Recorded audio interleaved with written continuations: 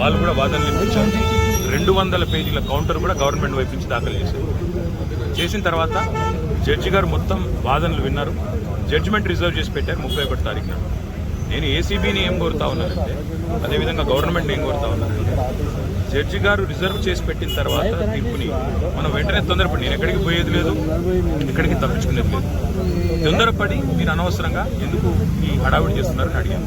Plus ఇప్పుడు నేను అయినప్పటికీ చట్టాన్ని గౌరవించే పౌరుడిగా, రాజ్యాంగాన్ని గౌరవించే పౌరుడిగా వాళ్ళు పిలిచారు కాబట్టి వచ్చాను. వచ్చి నాకు ఒక లెటర్ ఇచ్చారు, ఇన్ఫర్మేషన్ కావాలి, డాక్యుమెంట్స్ కావాలి. ఏం ఇన్ఫర్మేషన్ కావాలి, ఏం డాక్యుమెంట్స్ కావాలో మాకు తెలియదు, అందుకే అడిగాము. అడిగితే ఇప్పుడేమో వాళ్ళు లేటెస్ట్గా ఏం చెప్తున్నారంటే, మీరు ఒక్కరే రావాలి, లాయర్స్ రాకూడదు. ఆల్రెడీ తీర్పే అక్కడ పెండింగ్ ఉన్నది కాబట్టి మా లాయర్స్తో వస్తే మీకేం ఇబ్బంది అని అడిగితే సమాచారం ఇవ్వడం లేదు. దాంతోపాటు ఇంకా ఏమంటున్నారంటే, మీరు ఒక్కరే రావాలి. నాకు ఒక్కరే రావడానికి ఇబ్బంది లేదు, కానీ ఒక పౌరుడిగా నా ప్రాథమిక హక్కులకు కూడా భంగం వాటిల్లకుండా చూసుకోవాల్సిన బాధ్యత నా మీద ఉంటుంది. అందుకే పోలీస్ అధికారులు అడిగాను, ఎక్కడన్నా లిఖితపూర్వకంగా ఉందా నా లాయర్ రాకూడదని, దయచేసి ఉంటే ఇవ్వండి అన్నాను. సో వారు సంప్రదిస్తున్నారు. నేను ఇక్కడ కేవలం ఇవాళ ఏసీబీ ఆఫీస్కి వచ్చి మీకు ఏం ఇన్ఫర్మేషన్ కావాలి, ఇప్పుడు నన్ను వాళ్ళు అడుగుతున్న ఇన్ఫర్మేషన్ మొత్తం గవర్నమెంట్ దగ్గరే ఉంది. నేను తీసుకున్న నిర్ణయం ఏదన్నా ఉంటే అది మినిస్టర్గా తీసుకున్నాను, గవర్నమెంట్గా తీసుకున్నాను. అట్లాంటప్పుడు నా దగ్గర ఉన్నదని సమాచారం వారు ఏదైతే అపోహపడుతున్నారో అదంతా మీ దగ్గరనే ఉంది. ఈ వాదన అంతా కూడా నేను ఆల్రెడీ కోర్టులో చెప్పాను. కోర్టు ఆల్రెడీ తీర్పు రిజర్వ్ చేసి పెట్టింది. హైకోర్టు మీద ఉన్న గౌరవంతో, చట్టాల మీద ఉన్న గౌరవంతో, రాజ్యాంగం మీద ఉన్న గౌరవంతో నేను ఇక్కడికి వచ్చానని చెప్పాను. వారు మరి ఏ కారణం చేతనో నా లాయర్ నాతో రాకూడదు అంటున్నారు.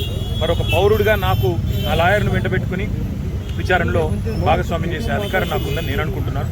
లేదు అని వారు అంటున్నారు. భారత రాజ్యాంగం నడుస్తుందని నేను అనుకుంటున్నా. కాదు, రేవంత్ రెడ్డి రాజ్యాంగం మాత్రమే ఇక్కడ నడుస్తుంది తెలంగాణలో వాళ్ళు అంటున్నారు.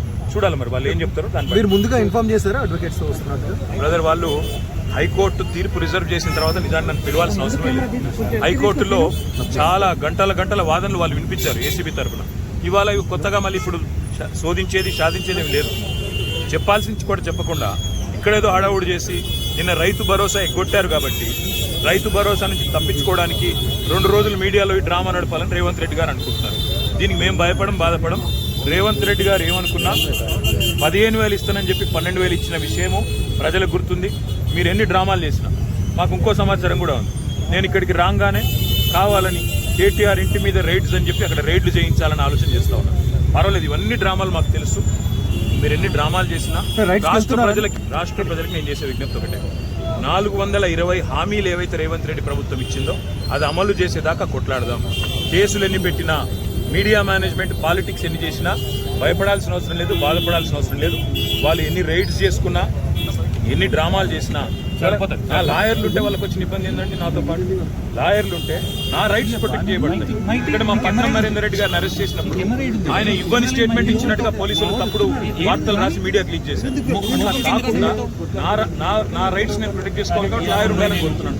వాళ్ళకి వచ్చిన ఇబ్బంది సార్. ఇప్పుడు ఈ స్థాయిలో ఆంక్షలు పెట్టారు, మీరు నేరుగా విచారణకు అటెండ్ అవుతున్నారు. వాళ్ళు చెప్పిన అదే చెప్తున్నా బ్రదర్, నేను ఆంక్షలు నరేందర్ రెడ్డి గారు ఇవ్వని స్టేట్మెంట్ ఇచ్చినట్టుగా తప్పుడు స్టేట్మెంట్లు రికార్డ్ చేసింది పోలీసు వాళ్ళు.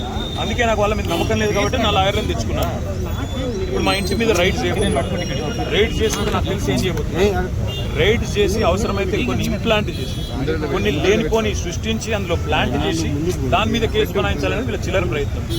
నేను చిట్టినాయుడు గారికి చెప్పేది ఒకటే, ఎన్ని డ్రామాలు చేసినా, ఎన్ని కథలు పడ్డా, ఎన్ని అక్రమ కేసులు పెట్టినా, నువ్వు రైతు భరోసా ఎగ్గొట్టింది ప్రజలకు తెలుసు, నువ్వు మాట తప్పింది తెలుసు, 420 హామీలు ఎత్తగొట్టింది ప్రజలకు అర్థమైంది. నువ్వెన్ని చేసుకున్నా తప్పకుండా నేను వదిలిపెట్టాం. ప్రజాక్షేత్రంలో తప్పకుండా మా హక్కుల కోసం కొట్లాడు. ఇవాళ నేను అడిగేది ఏంటంటే, మొన్న నరేందర్ రెడ్డికి జరిగింది, ఇవాళ నాకు జరగదని గ్యారంటీ ఏంది? నరేందర్ రెడ్డి ఈయన స్టేట్మెంట్ ఇచ్చినట్టు, కన్ఫెషన్ ఇచ్చినట్టు, అనవసరంగా నా పేరు చెప్పినట్టు లేనిపోని పుకార్లు వీళ్ళే సృష్టించిన పోలీసులు మీడియాకు లీక్లు ఇచ్చారు. ఇలా నాకు కూడా అట్లే చేస్తారనేది నా డౌట్. రెండవది ఇవాళ నేను మళ్ళీ చెప్తున్నా, నేను ఇక్కడ రాగానే నా ఇంటి మీద రైడ్ చేయాలని చెప్పి వాళ్ళు ప్లాన్ చేసుకున్నారు. తప్పకుండా నా ఇంటి మీద రైడ్ చేస్తే కూడా అందులో ఏమైనా ఇరికిచ్చి, రేవంత్ రెడ్డి గారు ఇచ్చిన 2 చిట్టీలు అవసరమైతే ఇంకో 2 ఏమైనా సృష్టించి అని ఇరికిచ్చి కావాలని బదనాం చేయాలన్న చిల్లర ప్రయత్నం వాళ్ళు చేస్తున్నారు. నా హక్కుల కోసం తప్పకుండా నేను కొట్లాడతాను.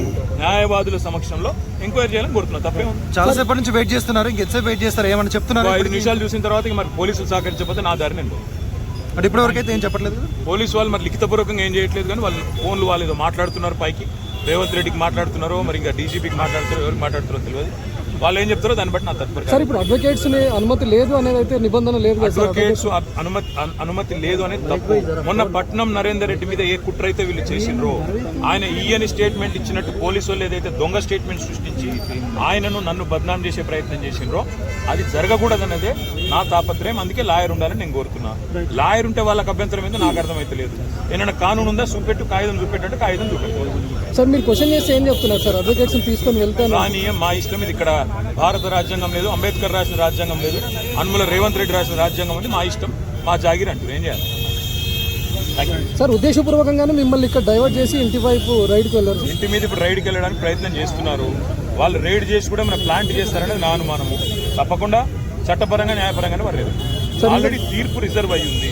అయినా ఈ డ్రామా చేయాల్సిన అవసరం ఏముందో పోలీసులకి తెలుసు. ఈవెన్ ఫామ్ హౌస్ కేసులో కూడా ఇంటి దగ్గరకు వచ్చి ఎలాంటి అనుమతులు లేకుండా దగ్గరికి వచ్చి డ్రామా చేసి అక్కడ ప్లాంట్ చేసి రేవంత్ రెడ్డి ఇచ్చిన కొన్ని ఆడ పత్రాలు పెట్టి లేదా ఇంకోటి పెట్టి కేసులు పెట్టి ఇరికేయాలన్నది వాళ్ళ తాపత్రయం. అన్నింటినీ కూడా న్యాయపరంగా ఎదుర్కొంటాం.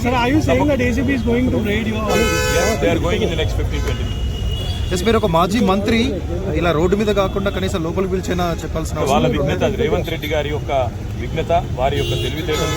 నేను సహకరించడానికి ఇక్కడికి వస్తే నన్ను కనీసం లాయర్ కావాలని నేను కోరేందుకు కారణం ఒకటే. మొన్ననే పట్నం నరేందర్ రెడ్డి విషయంలో వీళ్ళు చేసిన కుట్ర, రేవంత్ రెడ్డి డైరెక్షన్ ప్రకారం పట్నం నరేందర్ రెడ్డి మీద ఇవ్వని స్టేట్మెంట్ ఇచ్చినట్టు అభూత కల్పనలు సృష్టించి, ఊహాజనితమైన వార్తలు సృష్టించి బదనాం చేసే ప్రయత్నం చేసి ఆయన కన్ఫెషన్ ఇచ్చిండు, కేటీఆర్ను ఏం చేసిండని లేనిపోని కథ చేసిండ్రు. మళ్ళీ మాకు అట్లా జరగకూడదు అనేది నా తప్ప.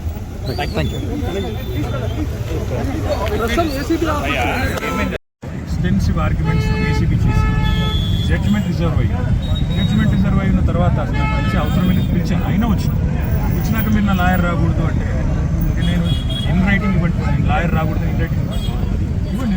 నేను ఉంటాను ఇక్కడ, వెయిట్ చేస్తాను. రోడ్డు మీద ఇక్కడ కూర్చొని ఇక్కడ ఇన్ రైటింగ్ ఇవ్వనండి. లాయర్ రావడానికి వీల్లేదు. లేదంటే మీరు ఉంటే వెళ్ళిపోతాం. లేదు మీకు లెటర్ ఇచ్చి వెళ్ళిపోమంటే మీకే లెటర్ ఇచ్చి వెళ్ళిపోలేదు.